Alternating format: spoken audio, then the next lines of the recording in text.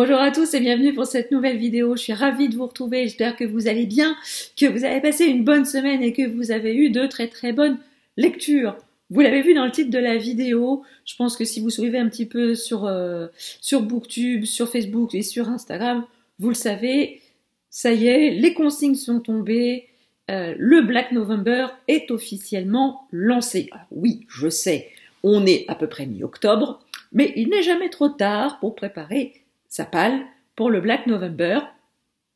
Alors c'est un challenge qui est organisé par Séverine de la chaîne Il est bien ce livre. Je vous mettrai le lien de sa chaîne en barre d'infos, le lien vers le groupe Facebook du Black November. Et à la fin de la vidéo, je vous ferai un petit unboxing sauvage, car je suis rentrée du boulot et il y avait voilà, ceci dans la boîte à lettres. Donc, on fera un petit unboxing sauvage tout à l'heure. Alors, il y a un truc, je sais ce que c'est, je l'ai commandé, mais alors pas les deux autres enveloppes, je sais pas. Voilà, donc on va commencer tout de suite cette vidéo. Alors, je prends mon petit pense-bête. Alors, cette fois-ci, on a 5 consignes pour 5 semaines. Le challenge va commencer du 1er novembre jusqu'au, là cette année, 3 décembre. Donc on a 5 semaines, 5 consignes et des bonus. Donc voilà, donc l'idée bien sûr c'est de lire du thriller, du roman noir, du policier, enfin bref, tout là où il y a de l'enquête, des morts, des meurtres, de la psychologie, enfin tout ce que vous voulez, à partir du moment où ça rentre dans le noir. Voilà. Donc, la consigne de la première semaine qui se déroulera du 1er au 7 novembre, il s'agit de lire un auteur mort. Personne. Donc moi, je vais complètement sortir des sentiers battus parce que je ne pense pas qu'on va le voir beaucoup dans les pales de tous les participants au Black November cette année.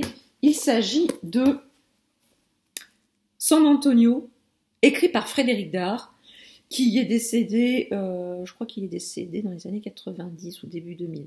Bref, c'est voilà, le créateur de San Antonio. Alors là, c'est dans des éditions très vieilles. D'ailleurs, vous pouvez voir des éditions que j'avais achetées en bouquinerie ou en brocante. Et vous avez encore le prix ici, qui est en francs. Oui, absolument, messieurs, dames. Vous avez encore des livres en francs qui existent sur Booktube. On applaudit bien fort. Merci, messieurs, dames.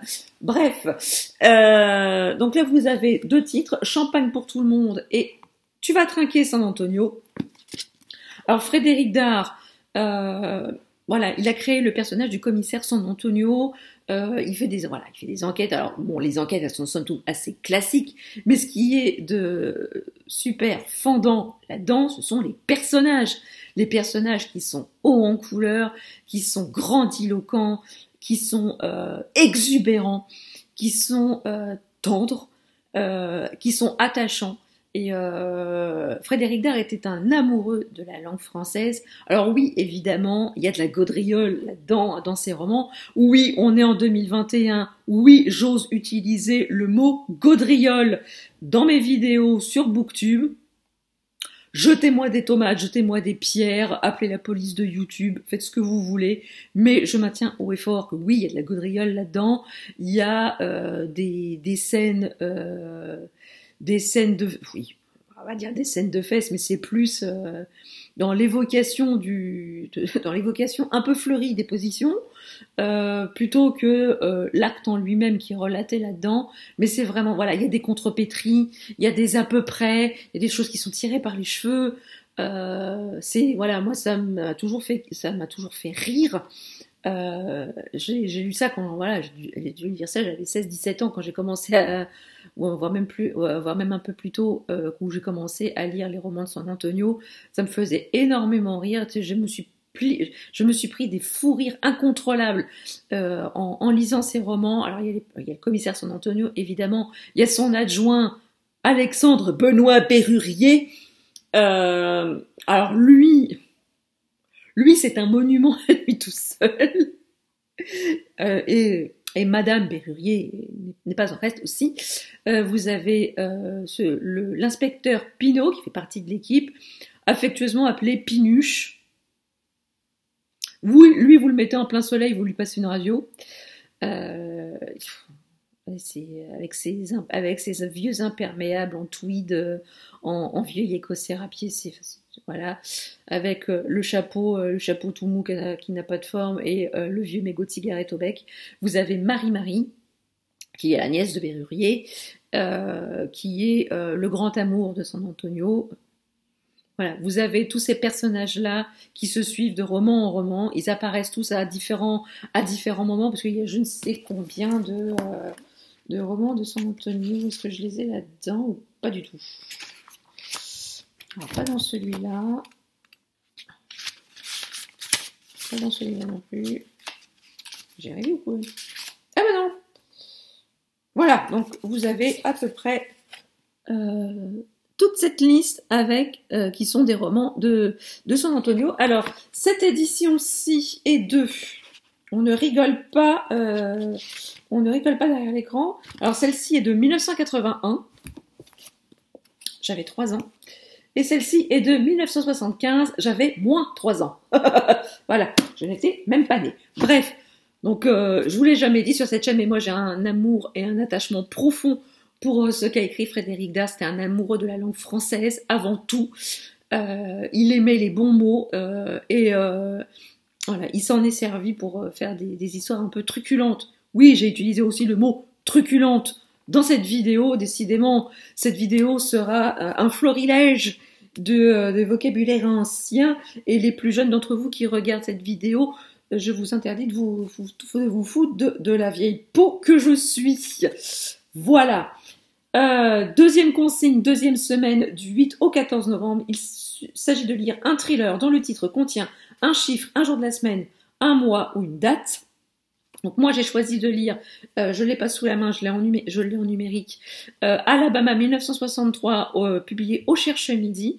Alors dans mes souvenirs, il s'agit d'une enquête menée par un flic blanc aidé par une jeune femme noire, tout ça sous fond de ségrégation raciale, parce qu'on est quand même en 1963, dans un état des États-Unis où le racisme était quand même assez de mise, faut bien le dire. Et voilà, on a une enquête. Voilà, je me rappelle de ça, mais c'est vaguement. Donc, mais c'est vraiment un roman à sa sortie qui m'avait fait beaucoup envie. Et du coup, je me l'étais procuré, mais je ne l'avais encore jamais lu. On aurait dit que j'attendais le Black November pour le lire. Ouais, bon, je me rattrape aux branches, hein, parce qu'on peut. Troisième consigne, troisième semaine, du 15 au 21 novembre, lire un thriller judiciaire ou tiré d'un fait réel. Alors, moi, j'ai sorti de ma palle un John Grisham. Alors, il n'est pas récent. Il s'agit des Partenaires. Ce serait bien une édition Françoisir, ça? Non? Oh, je sais pas. J'ai pas l'éditeur, dites-moi. Je pense que c'est Lattès, hein, parce qu'il est chez Lattès. Eh ben non, c'est une édition Françoisir. Oula, oh, dites donc, ça ne me rajeunit pas tout ça.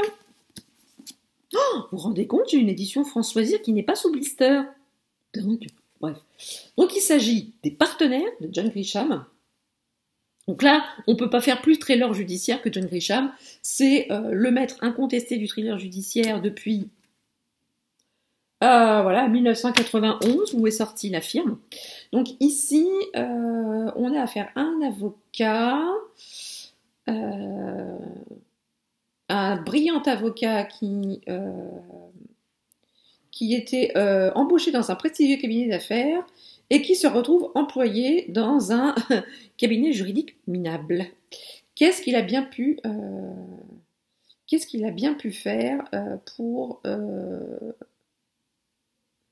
atterrir là? Eh bien du coup, on le saura rapidement ici dans ce roman. Enfin, moi j'aime beaucoup les romans de John Grisham, ça se lit toujours très très, voilà, c'est très très fluide.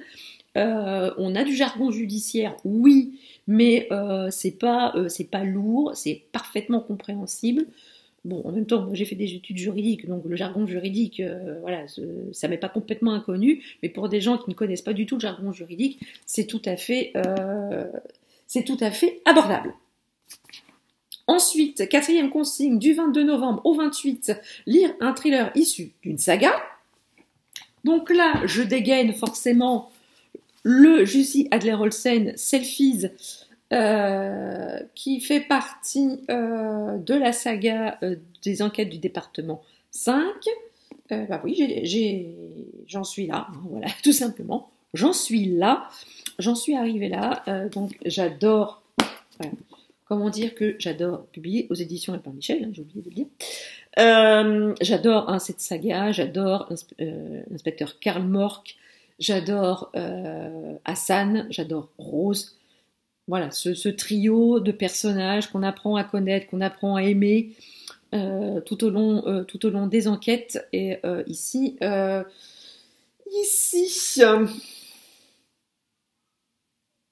voilà, donc ici un nouveau défi pour le département 5. Un serial chauffard dont les victimes sont des femmes jeunes, jolies et pauvres. Ça donne envie. Enfin, cinquième consigne, cinquième semaine, du 29 novembre au 3 décembre, lire un roman dont la couverture rappelle l'hiver, Noël ou les fêtes de fin d'année. Alors, pas être simple. Mais là, voilà. Moi, du coup, je me suis dit, oh tiens, si je lisais Le Cri de Nicolas Beuglet aux éditions XO. Je crois que c'est le premier.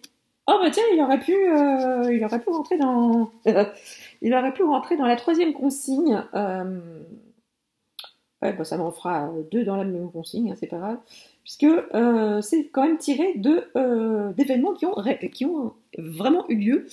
Donc je crois que c'est le tout premier roman. Ah non, c'est le deuxième. C'est le deuxième, c'est lequel le premier? Des complots peut-être, non? Vous sentez la fille qui... D'accord. Ok. Donc, voilà, donc je crois que c'est le premier roman de Nicolas Beuglet sous le nom de Nicolas Beuglet. Voilà. Tout ça pour dire. Donc voilà. Donc là, effectivement, la couverture peut rappeler l'hiver, hein, parce qu'on est quand même devant un bâtiment avec plein de neige autour. Donc, si ça vous rappelle pas l'hiver, messieurs, dames, je ne sais pas quoi faire pour vous. Ensuite, dans les consignes bonus, il faudrait lire un thriller en binôme avec un participant du challenge. Donc, on s'était mis d'accord depuis un petit moment toutes les deux. Je vais lire en binôme donc avec Caroline de la chaîne Miss Carolive. Je vous mettrai le lien vers sa chaîne en barre d'infos. Décidément, j'ai du mal ce soir. Donc on va lire toutes les deux Je pensais t'épargner de Petronille Rostagna aux éditions Marabout dans la collection Black Lab. Elle l'avait reçu en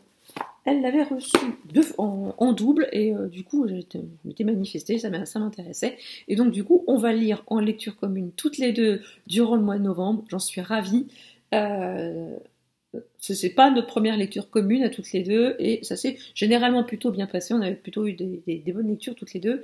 Donc j'ai très hâte de commencer ce roman avec elle. Donc ici, une fillette est trouvée morte dans le coffre d'une voiture. Le père accusé de maltraitance par son épouse est soupçonné. Donc va y avoir enquête. Donc voilà. Hein, moi je dis que j'ai hâte. Voilà. Et en bonus aussi de lire le plus de romans possible d'auteurs avec plusieurs nationalités.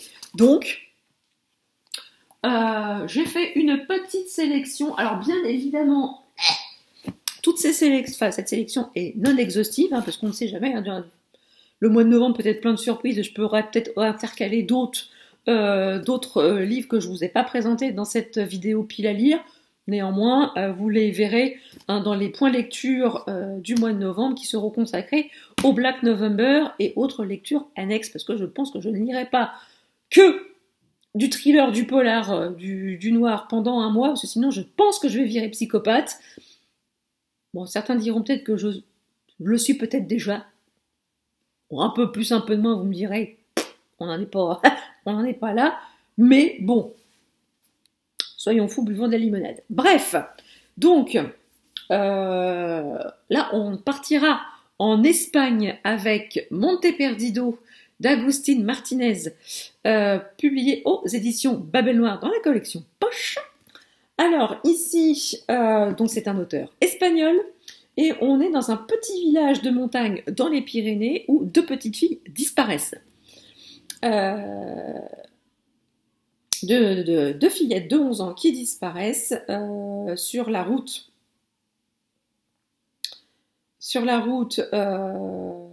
qui les ramène du collège. Elles ont disparu. Et on ne retrouve jamais leurs traces. 5 ans plus tard, au fond d'un ravin, on découvre une voiture accidentée avec le cadavre d'un homme à l'intérieur.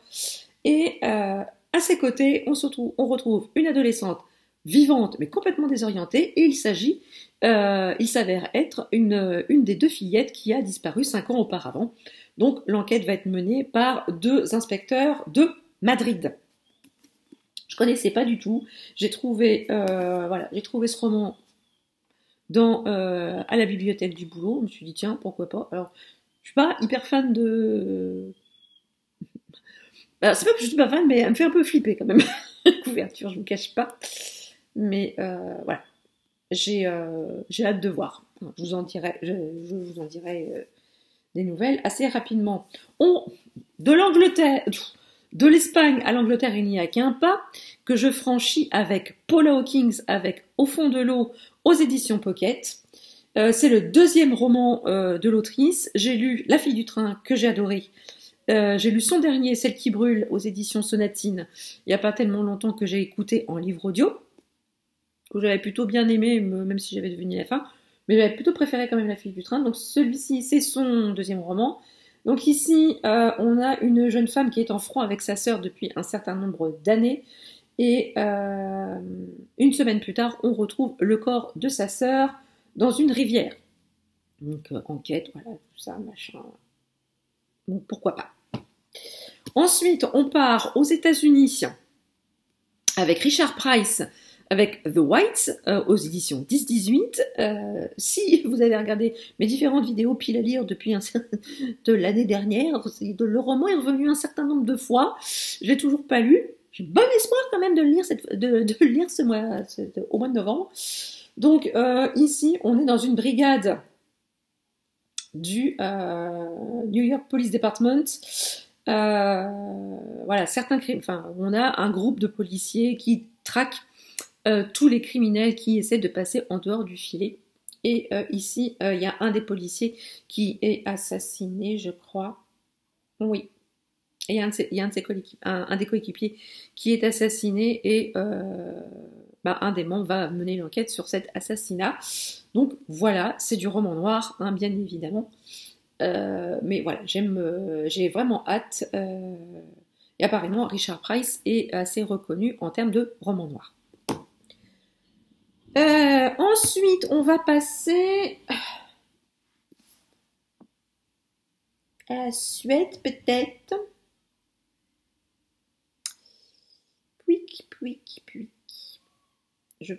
Non, norvégien, excusez-moi. On va partir en Norvège avec le Jojo, le Nesbo, le Joe Nesbo, et son fameux Léopard, qui est une des fameuses enquêtes de son inspecteur Harry Hall. Là, j'ai l'édition de chez Folio Policier. Super, et en plus de ça, j'ai en exclusivité le premier chapitre de Fantôme, la suite du Joe Nesbo. Bref, c'est un beau bébé quand même, hein. Il fait 800 pages. Oh la vache. Oh la vache.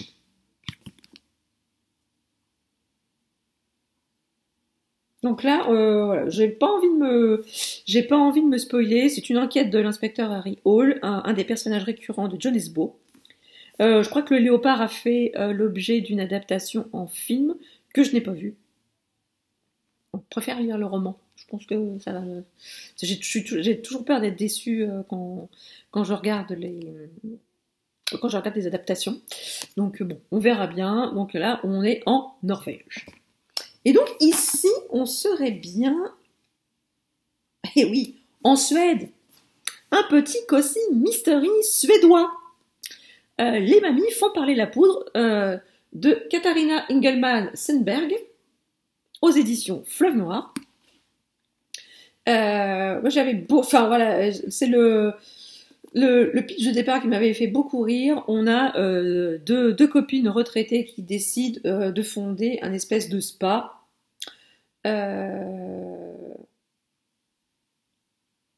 Voilà, elles ont un spa toutes les deux et ça se passe très bien. Et là, elles ont un nouveau défi. Elles ont créé un collectif pour se débarrasser des armes à feu. Et vlatipa que des trafiquants s'installent à côté de chez elles. Donc forcément, hein, les deux mamies n'ont pas l'intention de se laisser faire. Donc voilà, j'ai envie de voir ce que ça va donner. Voilà. J'aime bien la couverture, c'est assez frais et voilà. On a plus l'habitude du Cozy Mystery anglais. Donc là, j'ai envie de voir ce que ça va donner, mais chez nos amis suédois. Voilà. Bon, je vais pousser ça parce que ça va se casser la figure. Voilà, vous avez vu l'intégralité de ma palle pour le Black November. Donc, si vous le voulez bien, je vais passer à l'unboxing, hein, parce que j'ai quand même, je suis quand même un peu curieuse de savoir ce que j'ai reçu. Donc là, voilà, je l'ai fait donc là en direct. Donc là, c'est une commande. Voilà, je me suis recommandé voilà, un étui pour ma liseuse, hein, parce que le mien a un peu fait la guerre. Il se décolle de partout. Donc, voilà. Voilà, il est rose. Voilà. Tadam! Il est tout beau. Voilà, parce que là, le mien fait un peu la gueule. Voilà. Ceci, voilà. Vous êtes très content de le savoir. Donc, celui-ci, il n'y a pas d'expéditeur.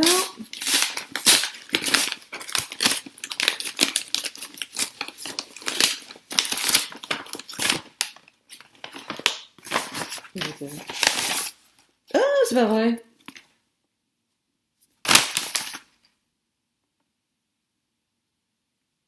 Non, mais je rêve.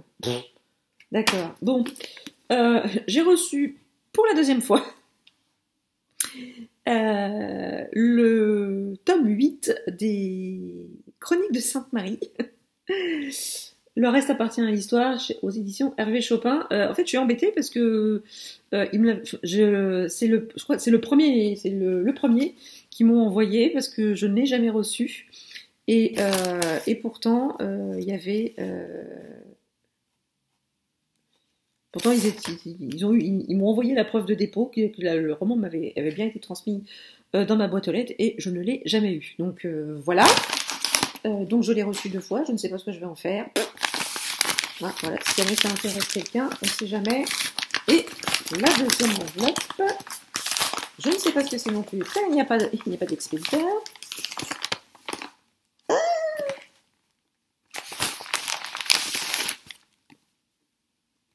Oh, bah c'est gentil ça. Si gentil tout plein. Bref, j'ai reçu des éditions Flammarion. Le dernier, Gilles Le Gardinier, mardi soir, 19h. Donc mardi soir, c'est sa nouvelle comédie. Je ne sais pas du tout de quoi ça parle. Mais comme c'est du Gilles Le Gardinier et que j'aime beaucoup Gilles Le Gardinier dans ses comédies, et bah du coup, je l'ai demandé à la maison d'édition, ils ont eu la gentillesse de me l'envoyer. Et ils m'ont envoyé également l'avant-dernier, Une chance sur 1 milliard de Gilles Le Gardinier, donc aux éditions J'ai lu. Donc c'est son ancienne comédie que j'avais beaucoup aimé aussi, je l'avais lu. Donc là du coup je l'ai en poche, je suis ravie. Je suis ravie. Voilà. Et ben je suis envahie de livres. Au secours. Donc voilà, cette vidéo est à présent terminée. J'espère qu'elle vous aura plu. N'hésitez pas à me dire en commentaire si vous aussi vous participez au Black November cette année. Est-ce que vous avez décidé de lire si on a des livres en commun, je serais ravie de lire avec vous. N'hésitez pas à me contacter pour qu'on soit binôme. Voilà. Plus on est de binôme, plus on rit, comme on dit. Voilà, si la vidéo vous a plu, n'hésitez pas à mettre un petit pouce en l'air, à la partager, et si ce n'est pas encore fait, n'hésitez pas à vous abonner, c'est gratuit, ça fait plaisir et ça ne fait de mal à personne. Sur ce, je vous laisse, je vous souhaite une très très bonne journée et de très très belles lectures, et je vous dis à très bientôt pour une prochaine vidéo. Ciao!